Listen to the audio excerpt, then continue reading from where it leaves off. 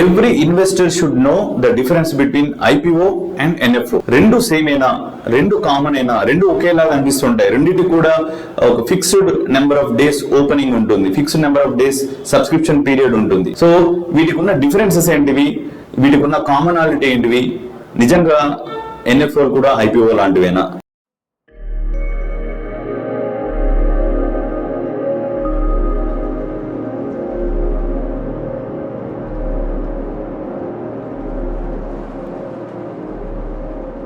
IPO అంటే ఏంటంటే ఒక కంపెనీ తనకు కావాల్సిన నిధులని జనరల్ పబ్లిక్ ద్వారా కావచ్చు, వేరే ఇన్స్టిట్యూషనల్ ఇన్వెస్టర్ ద్వారా కావచ్చు, వాటిని రేస్ చేయడానికి కొన్ని ఫిక్స్డ్ నెంబర్ ఆఫ్ షేర్స్ ని మార్కెట్ లో రిలీజ్ చేస్తుంది అనమాట.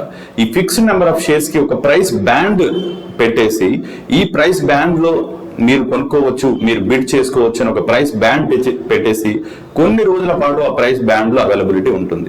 సో ఎవరైతే ఇన్వెస్టర్స్ ఈ ఐపీఓకి అప్లై చేస్తారో కొంతమందికి ఆ షేర్స్ అలాట్ అవుతాయి, కొంతమందికి అలాట్ కాకపోవచ్చు.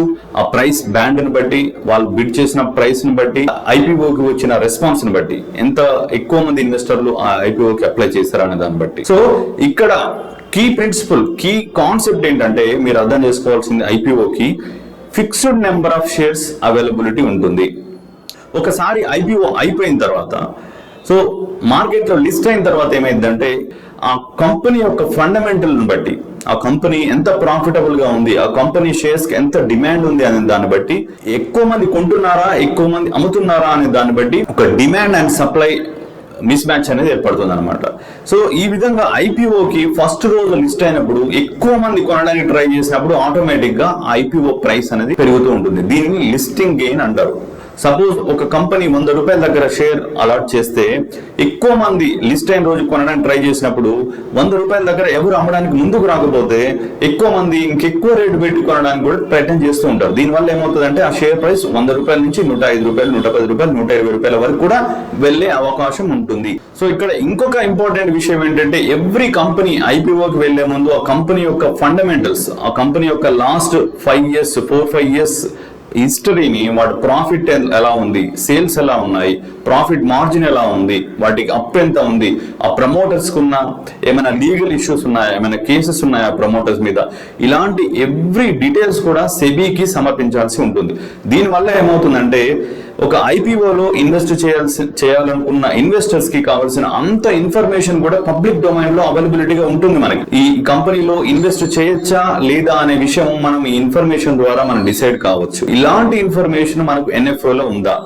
మ్యూచువల్ ఫండ్ కంపెనీస్ అనేవి ప్రెసెంట్ గా మార్కెట్ లో ఉన్న కండిషన్స్ ని బట్టి, మార్కెట్ లో ఒక బుల్ మార్కెట్ కనుక రన్ అవుతున్నట్లయితే, లేకపోతే ఒక పర్టికులర్ థీమ్ కనుక ఆ పర్టికులర్ థీమ్ కి చెందిన స్టాక్స్ పెరుగుతున్నట్లయితే మ్యూచువల్ ఫండ్ కంపెనీస్ అనేవి కొత్త ఫండ్స్ ను లాంచ్ చేస్తూ ఉంటాయి. పిఎస్యూ థీమ్ నడుస్తుంది అనుకోండి, పిఎస్యూ ఎన్ఎఫ్ఓ వస్తుంది.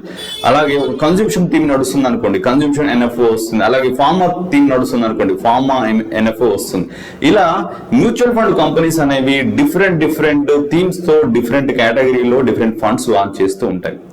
ఒక కంపెనీ తన బిజినెస్ ని ఎక్స్పాండ్ చేయడం కోసం, లేకుంటే తనకున్న డెట్ ని తగ్గించుకోవడం కోసం, లేకుంటే ప్రమోటర్స్ వాళ్ళ స్టేక్ ని తగ్గించుకోవడం కోసం ఐపీఓకి వస్తాయి.